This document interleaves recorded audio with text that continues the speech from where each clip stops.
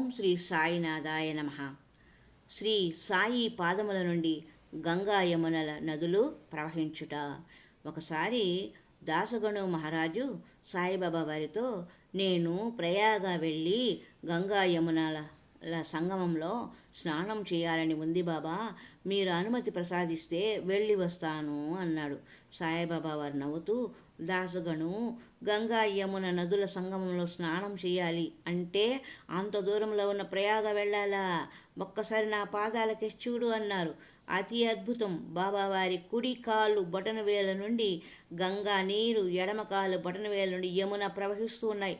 ఆనందంతో దాసగణు మహారాజు స్నానం చేసి బాబావారిని కీర్తించాడు ఇలా: సాయి చరణం, సాయి చరణం, గంగా యమున సంగమ సమానం, ఏ క్షేత్రమైన తీర్థమైన సాయి, ఆ పాండురంగడు కరుణామయుడు సాయి.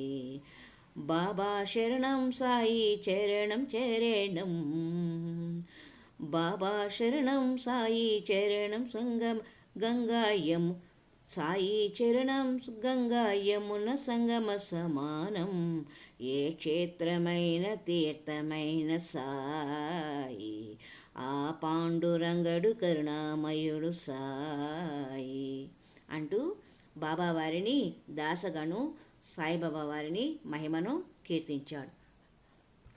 సర్వజ్ఞుడు సాయిబాబా. ఒకసారి మహారాష్ట్ర అంతటా ప్లేగ్ వ్యాధి మహమ్మారిగా వ్యాపించింది. అల్లకల్లోలమైంది.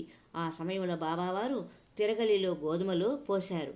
గోధుమ పిండిని బాయిజామా తాత్యా పాటిల్తోనూ బాయిజామా పిండిని విసిరారు. తాత్యా పాటిల్తో షిర్డీ గ్రామం సరిహద్దులో చెల్లించి షిర్డీ గ్రామమునకు ప్లేగు వ్యాధి రాకుండా కాపాడిన మహానుభావుడు శ్రీ సాయిబాబా. హరి ఓం తత్సత్.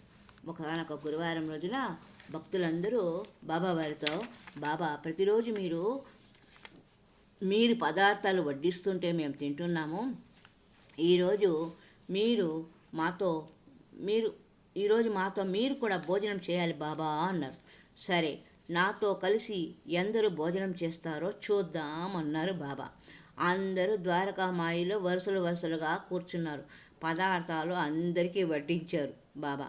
బాబాతో సహా అందరూ కూర్చొని భోజనం చేయడానికి సిద్ధమవుతున్న తరుణంలో ద్వారకామాయి ఒకవైపు పైకప్పు కూలిపోవడానికి ఫెళమని శబ్దం చేస్తూ వచ్చింది. అందరూ ఎక్కడ ప్రాణాలు పోతాయో అని బయటకు వచ్చేశారు. బాబావారు ద్వారకామాయిపై కప్పుతో, ఎందుకు తొందర, ఆగు అని శాసించారు. ఆగిపోయింది పైకప్పు. బాబాతో సహా శ్యామ, దాసగణు, నానాసాహెబ్, చందోర్కరు, మహల్సాపతి, లక్ష్మీబాయి షిండే మాత్రమే భోజనం చేసి, ఈ మాట నీ పని కాని అని శాసించగా ద్వారకామాయి పైకప్పు పెళపెళమని కూలింది. ఆశ్చర్యం కదా. అందుకే సాయిబాబా సర్వజ్ఞులు. శ్రీ సాయిబాబా సర్వజ్ఞులు. ఓం శ్రీ సాయినాథాయ నమః.